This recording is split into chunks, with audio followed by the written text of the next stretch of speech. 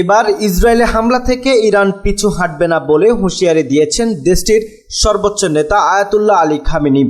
শুক্রবার জুমার নামাজের সময় দেয়া খুতবায় তিনি এই মন্তব্য করেন।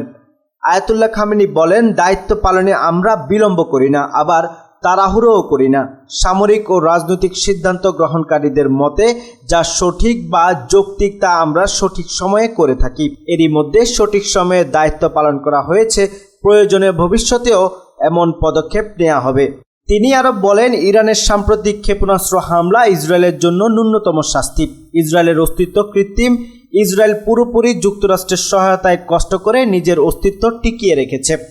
ইরানের সর্বোচ্চ নেতা বলেন, হিজবুল্লাহ, হামাস ও ইসলামী জিহাদের শক্তিশালী সাংগঠনিক কাঠামোর বড় কোনো ক্ষতি করতে সক্ষম নয় বলে ইসরায়েল বেসামরিক মানুষ হত্যাকে নিজের বিজয়ের লক্ষণ হিসেবে বিবেচনা করছে। শুক্রবার ইরানের রাজধানী তেহরানের ইমাম খামেনি গ্র্যান্ড মুসল্লা মসজিদে জুমার খুতবায় একথা বলেন তিনি। প্রায় 5 বছর পর খুতবা দিলেন খামেনি। খামেনির সর্বশেষ 2020 সালের জানুয়ারি মাসে জুমার নামাজের ইমামতি করেছিলেন। ইরানের সর্বোচ্চ নেতা বলেন, আমাদের শত্রুদের গৃহীত নীতি হলো বিভেদ ও বিদ্রোহের বীজ বপন করা, সব মুসলমানের মধ্যে বিভেদ সৃষ্টি করা। তারা ফিলিস্তিন, লেবানিজ, মিশরীয় ও ইরাকিদের শত্রু। তারা ইয়েমেন ও সিরিয়ার জনগণেরও শত্রু। তিনি বলেন, আঞ্চলিক যুদ্ধের যে শঙ্কা তাকে বাস্তব বলে মনে করছি। তাই তিনি মুসলমানদের ঐক্যবদ্ধ হওয়ার আহ্বান জানিয়েছেন। তিনি বলেন, মুসলিম দেশগুলোকে তাদের সর্বজনীন শত্রুর বিরুদ্ধে প্রতিরক্ষায় প্রস্তুত করতে হবে। এদিন খামেনিকে এক নজর দেখতে তেহরানের খুতবায় কয়েক হাজার মানুষ জড়ো হয়েছিলেন। মুসল্লিদের কারো কারো হাতে হিজবুল্লাহর সবুজ ও হলুদ পতাকা ছিল, আবার কারো কারো হাতে ছিল ফিলিস্তিনের পতাকা।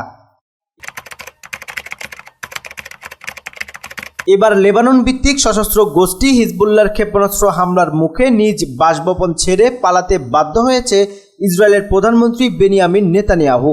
সাম্প্রতিক হামলায় আল খাদিরা অঞ্চলের উত্তরে কাইসারিয়া এলাকায় অবস্থিত নিজ বাসভবন ছেড়ে আশ্রয়কেন্দ্রে অবস্থান নেন তিনি। ইসরায়েলের সংবাদ মাধ্যম ওয়ালার বরাত দিয়ে এমনটাই দাবি করেছে সংবাদ মাধ্যম আল মায়াদিন। এর আগে ইরানি হামলা থেকে বাঁচতে পালাচ্ছেন নেতানিয়াহু এমন একটি ভিডিও ছড়িয়ে পড়ে সামাজিক যোগাযোগ মাধ্যমে। পরে ব্রিটিশ বার্তা সংস্থা রয়টার্সের ফ্যাক্ট চেকে বেরিয়ে আসে যে সেই ভিডিও 2021 সালের।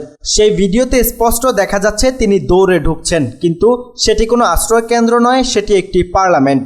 গত বছরের 7 অক্টোবর অবরুদ্ধ গাজা উপত্যকা থেকে ইসরায়েলের অভিমুখে হাজার হাজার রকেট ছুড়ে মুক্তিকামী ফিলিস্তিনিদের সশস্ত্র সংগঠন হামাস। এতে ইসরায়েলে নিহত হয়েছে 1400 জন। এরপর বছরের পর বছর অবরুদ্ধ গাজা উপত্যকায় চালানো নিপীড়ন আরও জোরালো করে ইসরায়েলি বাহিনী। সেদিনের পর থেকে চালানো সামরিক অভিযানে প্রাণ হারিয়েছে প্রায় 40,000-এরও বেশি ফিলিস্তিনি, আহত 90,000-এরও বেশি। আহতদের বেশিরভাগই বেসামরিক।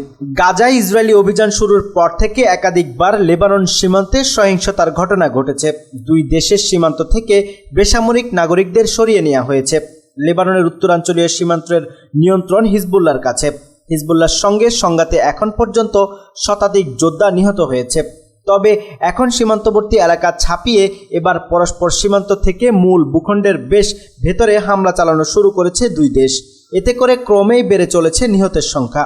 গত শুক্রবার বৈরুতে এক হামলায় হাসান নাসরুল্লাহকে হত্যা করা হয়েছে।